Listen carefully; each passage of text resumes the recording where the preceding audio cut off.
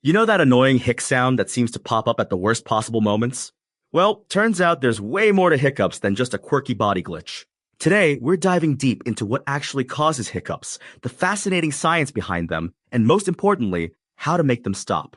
By the end of this episode, you'll understand exactly what's happening in your body during a hiccup attack and have some proven strategies to deal with them. And you know what's really interesting? This isn't just some random muscle spasm, it's actually a complex reflex involving multiple nerves and muscles working together. Wait, really? I always thought it was just my diaphragm being weird. Well, the diaphragm is definitely involved, but it's much more complex. When you hiccup, your diaphragm and intercostal muscles suddenly contract. Then your vocal cords snap shut almost immediately after, which creates that characteristic hic sound we all know. So it's like a whole choreographed dance routine happening in our body? Exactly. And you know what's fascinating? The medical term for hiccups is singultus, which comes from the Latin word meaning to catch one's breath while sobbing. That's actually pretty poetic for such an annoying condition. It is. And speaking of annoying, while most hiccup episodes are brief, some people can experience them for much longer. According to medical classification, hiccups lasting more than 48 hours are considered persistent, and if they go beyond a month, they're classified as intractable. A month? That sounds absolutely terrible. It can be devastating.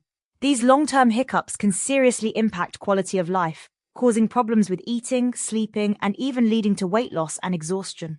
So what actually triggers hiccups in the first place? There are several common triggers. Eating too quickly, drinking carbonated beverages, or consuming alcohol are frequent causes. Sudden excitement or emotional stress can also trigger them. That explains why they often show up at the worst possible moments, like during important meetings or first dates. Absolutely. And here's where it gets really interesting. The whole process involves something called the vagus nerve, which is like the body's superhighway of communication between the brain and various organs. Tell me more about this vagus nerve. Sounds important. It's fascinating, actually. The vagus nerve acts like a natural pacemaker in our body. Just as it helps regulate heart rate, it's also involved in the hiccup reflex arc. A reflex arc? What's that? Think of it as a three-part circuit. There's an afferent limb that includes the phrenic, vagus, and sympathetic nerves, a central processing unit in the midbrain, and an efferent limb that carries motor signals to the diaphragm and intercostal muscles. Wow, that's way more complex than I thought. And that's why there are so many different ways to try to stop hiccups. We're essentially trying to interrupt this circuit at different points. Speaking of stopping them, what actually works?